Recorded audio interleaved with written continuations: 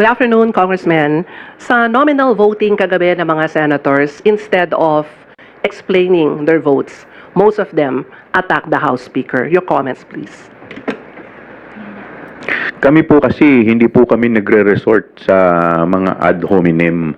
So kami po ginagalang po namin ang Senado at ang mga, lalong-lalo na ang Senado bilang isang institusyon. Kaya kami po magtatrabaho lamang po dito sa Kongreso, pero kami po kasi ay ang nire-representa po namin dito ay yung taong bayan, at yung taong bayan po ay natili pong nagtatanong. At tinatanong po ng taong bayan kung nasaan po napunta yung mahigit kalahating bilyong piso na nawawala po. Tinatanong rin po ng taong bayan kung nasaan at kung sino si Mary Grace Piatos. So, ito po, hindi po ito mariresolba sa pamamagitan po ng pag-atake sa aming House Speaker dahil ang issue po dito ay accountability. Ngayon, ang tanong ko po, ano po ba ang iniiwasan at pinoprotektahan nila? We will not be provoked by anyone to drag this issue to the level of gutter talk. Kami nirerespeto po namin ang aming opisina at institusyon ng aming nire-representa. Kung ibang opisyal po ay hindi ho nila binibigyan ng respeto ang kanilang opisina, that's their prerogative. But we will not allow this discussion, this important discussion, which is the public clamor for accountability, be made as a form of joke or to trivialize it by way of attacking personalities. Hindi ko namin i-allow yon. And I hope our counterpart in the Senate will still maintain the proper decorum and extend parliamentary courtesy. Remember, kayo po, ang taong bayan, alam po nila ito. Since the start of this issue on the impeachment, the allegations of corruption, the acknowledgement receipts, the threatening the lives of the sitting president, the first lady and speaker, wala ho kayong narinig ni isa sa amin na ininsulto ang mga nakaupong huwes, mga upong senador. Never, and we never did that, we will never do that. So we expect the same courtesies from our counterpart to maintain proper decorum. If the issue really is about technicalities, then let's focus on technicalities. If the issue is about accountability, the prosecution team is more than willing to present to the impeachment court their evidences and suggest. So I would hope that those insinuations should be stopped because they're uncalled for, and it will do no good to anyone. It only reflects the character of the one saying it. You're calling for a proper decorum in the plenary, Congressman. So, meron ba kayong... And that, we've Yes. already did that, we practiced that, we observed that, and for the longest time, we've been saying we will work according to the timeline of the Senate sitting on this impeachment court. We have extended all the respect and the courtesies that I guess our counterpart in the Senate deserves. I also have my personal, opinions about each and every one of them, but I will keep that to myself because my office demands that I should act accordingly. Ang panawagan po ay mula kay Senator Amy Marcos kagabi. So meron ba kayong personal appeal to the Senator? Because ang sabi rin niya sa plenary kagabi, nananawagan siya na kung meron daw dapat palitan, it should be the House Speaker. Any message po, Kong Zia and Kong Joel? First of all, the House decides as a whole. Our decision is based on what the Speaker has delivered. We delivered 100% of the LEDAC priorities. He is inclusive, he listens to all concerns, and he actually inspired us to work harder as representatives. So that is the basis why all of us voted Speaker Martin Romualdez to remain in the speakership in this 20th Congress. As to exactly what would be my personal opinion, sabi ko nga, I have personal opinions on each of these senators, but I keep it to myself. I would just like to borrow her own words, no? To Dedma to make patol is human, to Dedma is divine. So, Dedma na lang kami. Basta sa amin, si Speaker Martin Romualdez delivered, and we will still continue to support him and his leadership. Ang pagpili po ng speaker ay internal po ng House. At ang House po ay nagsalita na by unanimous vote ay pinagbotohan po na manatiling speaker si Speaker Martin. Pero hindi naman po ito ang issue dito. Hindi po si Speaker ang issue dito. Ang issue po dito ay accountability. So, sa aming pong paniniwala, ito po siguro dapat muna ang marisolba. Panghuli na lang po, Kong Zia and Kong Joel, will you consider filing the articles of impeachment in February? Halimbawang hindi po maging maganda yung resulta ng MR sa Supreme Court. At nakita naman ho natin yung takbo kagabi na parang it's not on the merit of the case, but more on the personal attack against the House Speaker. Kung ano po yung aming susunod na, sa ngayon po nakafocus po muna kami sa aming MR. Kung ano po yung magiging resulta, siguro doon na lamang po namin pag-uusapan kung ano ang aming magiging next move.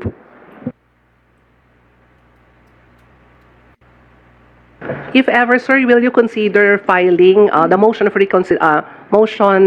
reconsideration or the articles of impeachment in February, if ever, hindi maganda yung result ng MR sa Supreme Court? Ang sa akin, tama ngayon po yung sinabi ni Chairman Joel, no? The issue of impeachment is a collective decision of the House. So let's wait until such time may warrant, no? So hindi namin pangungunahan kung ano magiging decision po ng kabuuang liderato at kabuuang membership po ng 20th Congress. Salamat po. Thank you, Milky. Next is Mela Lismoras from PTV4. Hi, good afternoon po, Kongs.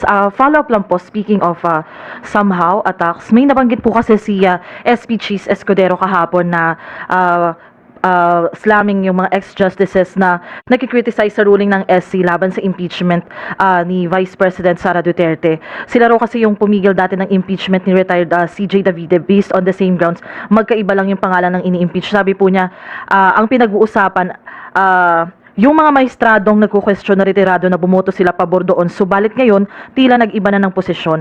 Ano ang pinagkaiba? Kung meron man, klaro ang pinagkaiba. Ang pinagkaiba, iba ang pangalan ng nasasakdal. Ano pong masasabi nyo rito? Kumbaga parang ang hina-highlight po, nagbago yung posisyon dahil lang sa pangalan. And ano po ba yung stand nyo dito na may mga nagsasabi nga na dahil si VP Sara yung center of yung impeachment ngayon. Kaya ganun yung stand nila. Alam po ninyo, hindi lang naman yung mga dating mga maestrado ang nagsalita eh. Pati yung UP College of Law nagsalita, ang PhilConsa nagsalita. Iba't ibang mga legal luminaries nagsalita na po dito. Kami po, maliwanag naman po kung ano ang nakalagay sa ating saligang batas. Sabi po dito, ang House ang may exclusive power to initiate impeachment complaint. Ang Senado ang may sole power to try and decide. Papasok lamang po ang Korte Suprema kung may issue po ng grave abuse of discretion. Yun lamang po ang nag-iisang issue kung saan papasok po. So, sa amin pong paniniwala, maliwanag po ito at hindi naman po pwedeng masabi na nagkaroon ng grave abuse of discretion dahil ang House po sa pag-initiate po namin dito ng impeachment complaint ay niresolve lamang namin po. Sinunod lamang po namin kung ano po yung mga nakasaad doon po sa dating mga desisyon po ng Supreme Court. So, ito po maliwanag na interpretation, kaya ako po wala po akong nakikita na problema. And sir, sa ano lang po, may last question na lang po. Sa panig po, since yun nga medyo, kumbaga tagilid nga po itong impeachment sa ngayon, sa panig po ng House Committee on Good Government and Public Accountability, may mga magiging hakbang po ba yung inyong komite para kahit papaano, hindi man sa paraang impeachment, ay mailatag nyo pa rin yung mga ebidensya, yung mga iba nyo pang nakalap dito nga sa issue kay Vice President Duterte? Well, kagaya po ng binabanggit ko po kanina, na ngayon po nasa process pa lamang po kami ng pagbubuo ng mga house, ng mga committee membership. So, hindi pa po namin napag-uusapan kung ano po yung mga susunod na hakbang na gagawin po namin.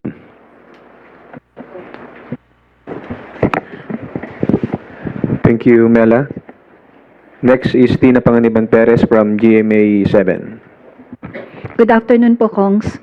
Ang sabi po ng ilang senators, yung articles of impeachment ay pamumulitika lamang, na ito ay anti-Vice President Sara Duterte.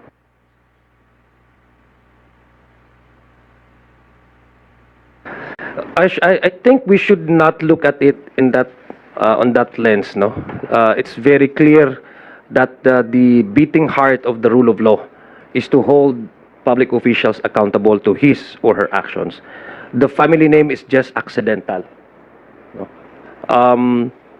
Alam po natin yan, at kailangan po as public officers, we need to make ourselves accountable. No?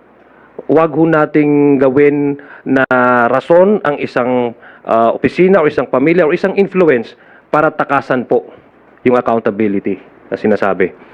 And all of these things na sinasabi nilang pamumulitika, they themselves are the ones using politics as a means to obstruct the real focus of this case, of this discussion, which is holding a particular officer accountable. These are all distractions. So let's focus po, para sa akin, let's focus on the allegations that were presented and evidence that are to be presented by the defense. Dahil I think we deserve, the country and the people deserves to know the truth. Regardless whether ito man ay isang membro na isang political family or not, these are just accidentals.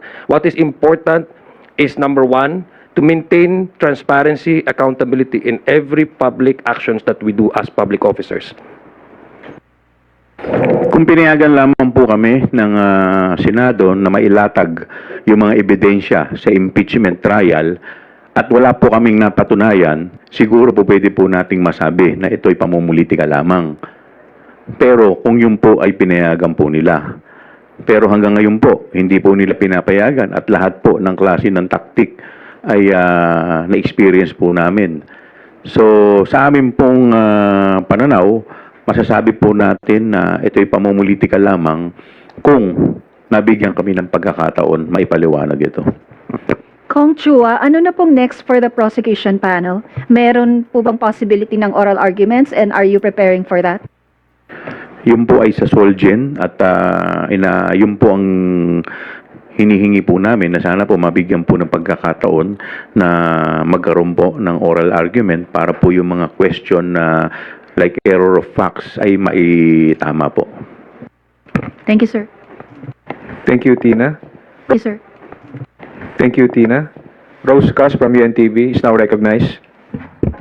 Good afternoon po, Kongs. Kahapon po sa explanation ng vote ni SP Escudero dun sa pag-archive po ng articles of impeachment, he said, to the House of Representatives, I say, do not allow yourselves to be used for the blind hatred and ambition of a few who did these things, haphazardly, gravely abused their discretion and violated due process rights under the Constitution as found by the High Court itself. In spite of all this, you expect everyone to roll over in obedience. When we did not, you move hell and high water to destroy personalities, malign reputations, and tarnish institutions. To these people, I say this, the Senate is not your playground to run after your political enemies. We are not an accomplice in any grand scheme. Your reaction po. First of all, we do not want to make the Senate as our playground to initiate our grand scheme. It is based on what the Constitution obliges us to do. And we follow the rules, what the Constitution has dictated upon us, that to initiate the impeachment is a sole and exclusive power of the House. If there are allegations that warrant an impeachment proceedings, then the Senate should immediately act on it. No, again, during the voting last night in the Senate, there are members in the Senate with different political persuasions, and it's okay to vote on either pro or anti. That's initially what we expect them to do, but to make it as a reason to trivialize the issue on accountability and the rule of law, that to me is something that amounts to public distraction, and the main focus really is about holding a public officer accountable to his or her action. So ang akin pong palagay sa akin, hindi po natin ginagawa ito dahil gusto natin manggulo sa Senado. Ginagawa ho natin ito para maging faithful ho tayo at compliant kung ano po ang sinabi sa Constitution pagdating po sa mga impeachable officers. Ay po, Kong. Okay na po kayo. The Supreme Court, So, sir, since it was already archived, and assuming that the Supreme Court will grant or will reverse its ruling through the motion for reconsideration, do you think the Senate will follow? Or kumbaga, ibubuhayin po ba nila ulit yung impeachment since archived na po siya? Well, I would hope so. Dahil unang-una, the premise by which the decision of the Senate na to archive yung impeachment complaint is born out from the argument that the Supreme Court has made its unanimous decision on the matter. So if ever, at saka sinabi naman ng mga ibang senador doon na meron mang instances na although unanimous yung decision ng Supreme Court, na-reverse naman din nila. So if there's a chance, for example, of if that happens in this particular case, that the Supreme Court would have a reversal of decision from the prior decision that they had made as so far as the impeachment complaint, I would hope that the Senate would also act on it and revive the discussion on the impeachment and convene again as an impeachment court, because that's the logic behind their argument. So dapat buhayin nila yan.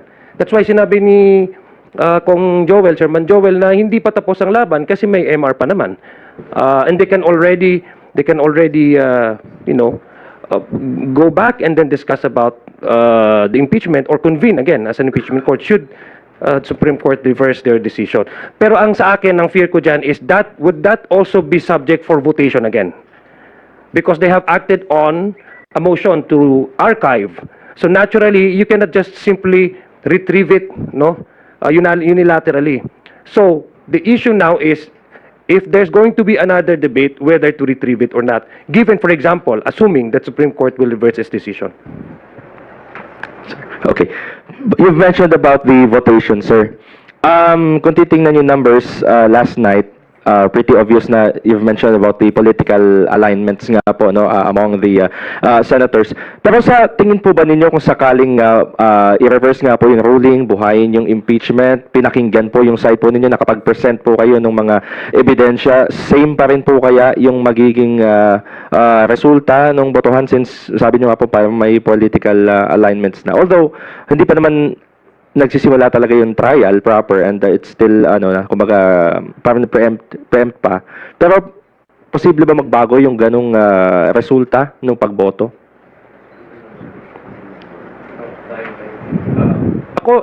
Ako yun lang naman talaga yung inaasam natin ang taong bayan na marinig yung mga allegations, mapagbigyan ang Vice Presidente ng pagkakataon depensahan ng kanyang sarili.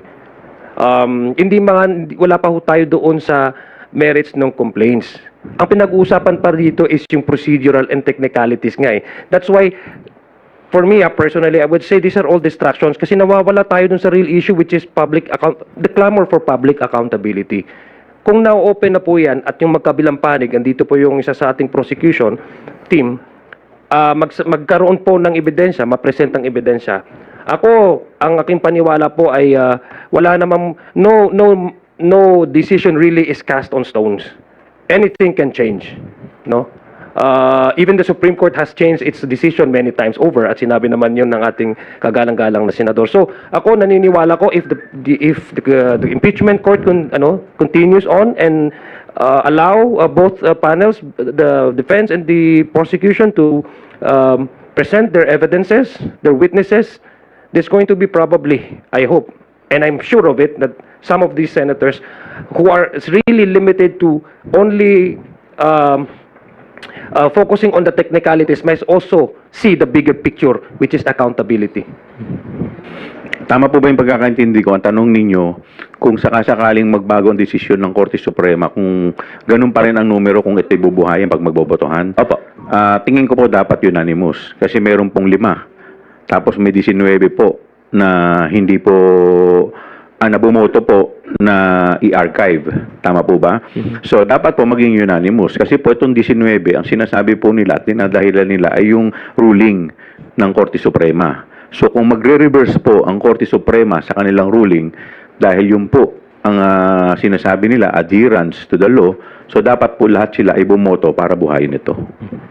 Last point na lang po, Kong Joel, may clamors po, may mga nagsasabi na kung sakasakaling tuluyan nga pong hindi umusad or mamatay na talaga yung impeachment against the Vice President, ay meron pa naman daw pong other venues such as House hearings. So, you being the chair of the House Committee on Good Government and Public Accountability, although kailangan nga po ng resolution for inquiries in aid of legislation, but will you pursue the issues kumbaga surrounding the Vice President sa good government and public accountability para lang maituloy kumbaga yung mga hindi na ipe-present sa Senate sa Senate Impeachment Court na dapat ay marinig po ng taong bayan?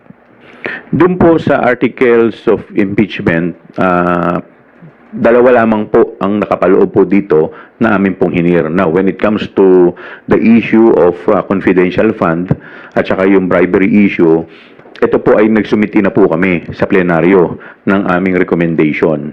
So, sa ngayon po, wala pa pong pinag-uusapan dahil sa ngayon nasa proseso pa po kami ng pagbubuo ng mga committee at kung sino po ang mga magiging miyembro. So, sa ngayon wala pa pong pinag-uusapan tungkol po dyan.